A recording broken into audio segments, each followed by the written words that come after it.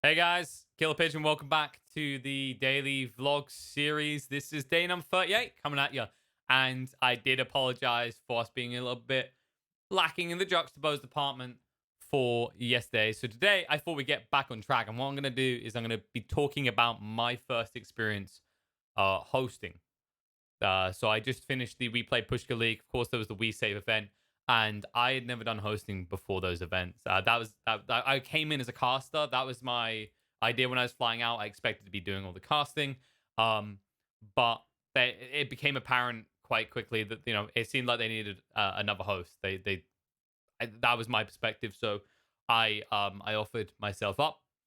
I expected them to use me for like one or two series until like they could adjust things. Maybe I don't know why it's what they were going to adjust. I don't know. I saw that they were using a different host, and I think Banks was meant to come in at some point. So I offered myself a temporary solution. But I really found myself quite liking it. Yeah. Loads of people had actually suggested before then that I do hosting. This wasn't like for me. This was something that people had suggested. I was maybe open to, but I hadn't taken a serious look at any point or in any way. Um, and all in all, actually, I feel pretty good about how it started. As the tournament went on a little bit, I found my mental state was a little bit stressed and confused, and I really started to get down on myself. That comes back to what we talked in previous vlogs about the perfectionist side of things. I really seriously began to doubt myself, and I always wanted to be better. Like every time, like no matter how good someone said it was, "Oh, good job, Pigeon," whatever they say, I was like, "No, that I was like, yeah," and I was me like, "No, that should have been better. That could have been better." Every time, like, because you just keep comparing yourself to the best of the best, when really you should be comparing yourself to your previous self and appreciating your improvements.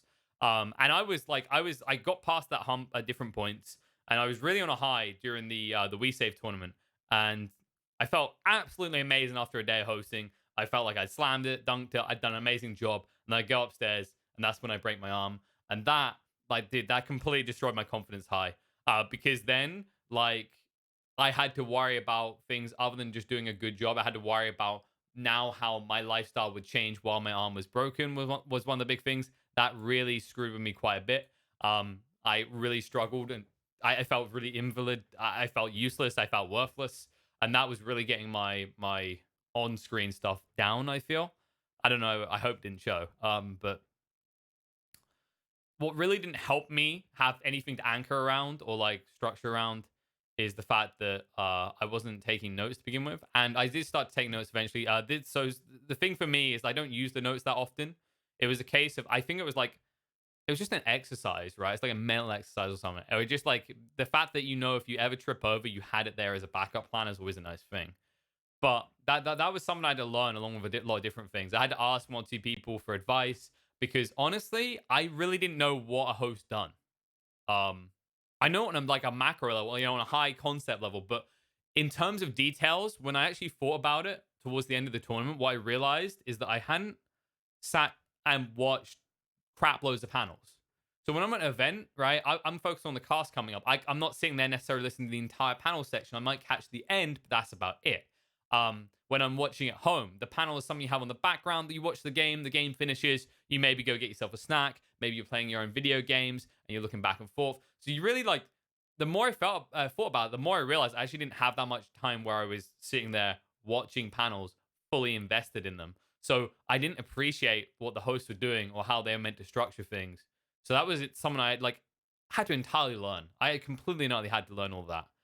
Um, and the more I got feedback from other people, there were a few people who were like really forthcoming with their feedback on how they thought things were going. And the problem that I found is that I was dwelling over it too much. They had some valid opinions, but I eventually reached a point where I realized there were certain ones, especially who were just like nitpicking to a degree that just wasn't needed. There was never like, well done, you're improving. It was just annoyance, and this is crap. And what I realized, and what really became apparent later on, is when I started to ignore those people, I done better.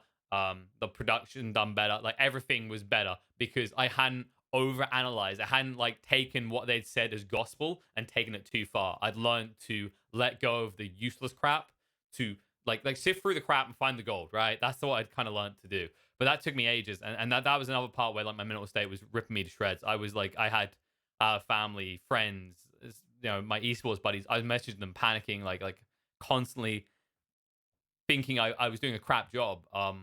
Reality was I probably wasn't doing that crap of a job, but it was the way that I was perceiving it. And it comes back to that whole perfectionist thing again.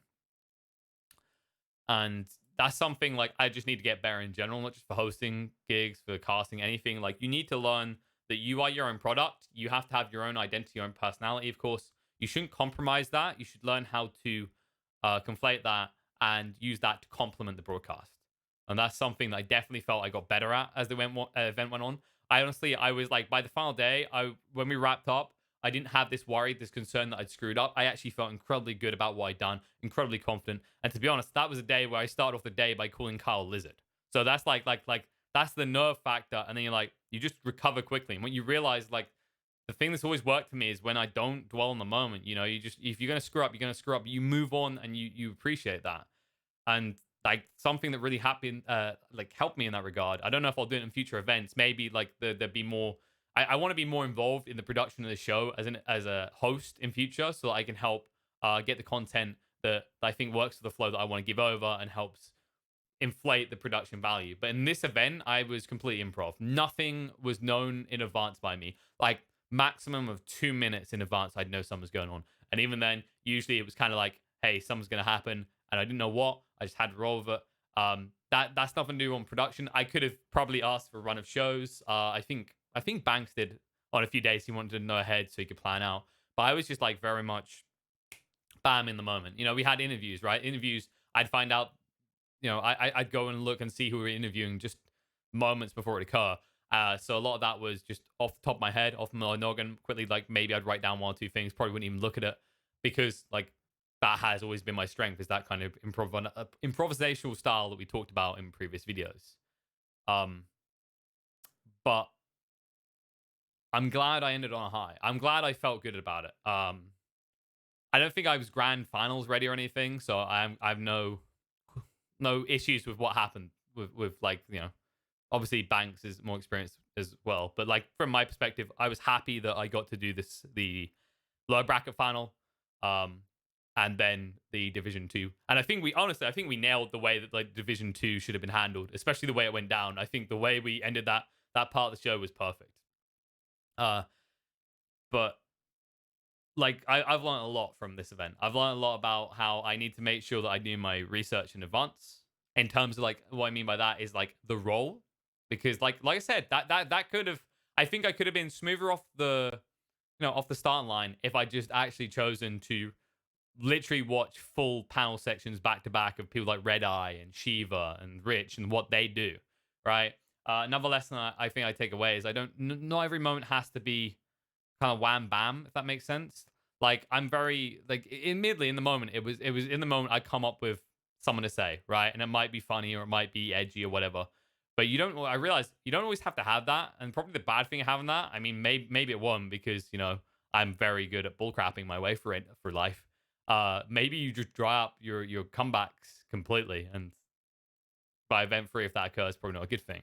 But it's that kind of point, like, 2-3 moments in the show should be that way. I think one way a certain or Kyle said to me, I'm sure he won't mind me sharing this, like, the best hosts are the ones that aren't memorable. And the more I thought about it, I could see where he's coming from. Like, it's this idea that you are there to transition the show.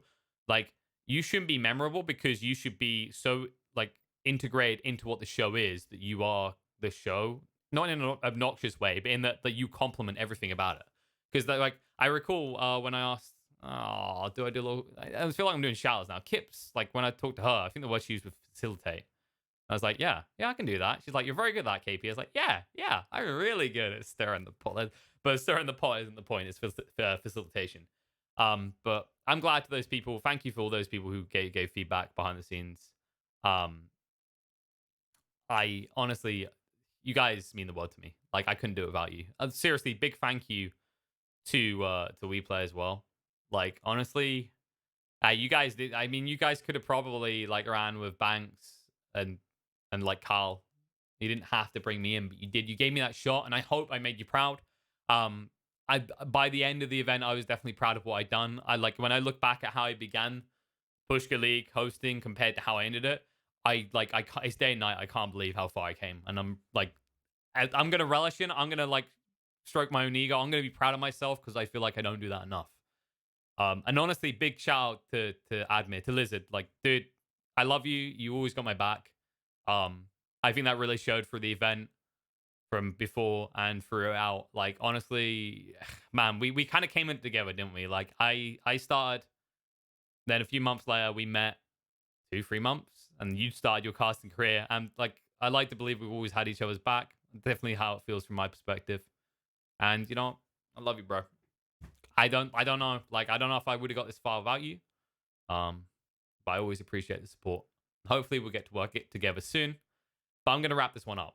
This one did go longer, unlike yesterday's. If you like what you saw, be sure to subscribe to this channel because we're doing these dailies and we don't know what's going to be happening the next day. It could be anything. We'll have to find out. Of course, you know, there's some things I think I could probably hop on and lead on from in this video. We'll see about that tomorrow. Like I said, these are done improv. I don't know what I'm going to do until the day, but all I do know is there'll be another one of these tomorrow, and I hope you get to see it. If you like what you saw here, make sure you like, dislike, do whatever you want. Share it around. Let your friends know as well. I love when you guys also interact with the videos. Any opinions, any feedback you have, I want to hear it. I always check the comments. I always try and reply where a reply makes sense, or give you a little love heart if I love what you said. And I love you, but now I gotta leave you and say goodbye.